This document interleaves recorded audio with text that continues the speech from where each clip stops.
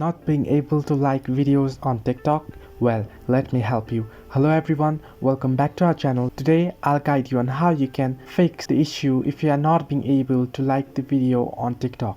The probable reason why TikTok isn't letting you like videos is that you are liking too many videos and not taking a break in between. TikTok's algorithm considers this behavior bot-like and unnatural and stops you from liking more videos at the same time. When you like too many videos in a row in a small duration of time, you will see the message "you are tapping too fast, take a break" being flashed on your screen.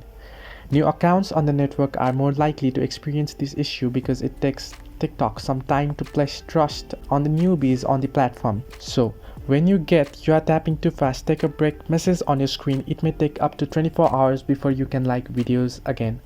However, sometimes it appears to take as little as 30 minutes, as long as 3 days. So, you should probably wait for a few hours or 24 hours and you should probably be able to like videos again on TikTok. Hope this helped you. Do like and subscribe and do not forget to leave a comment down below if you have any further issues.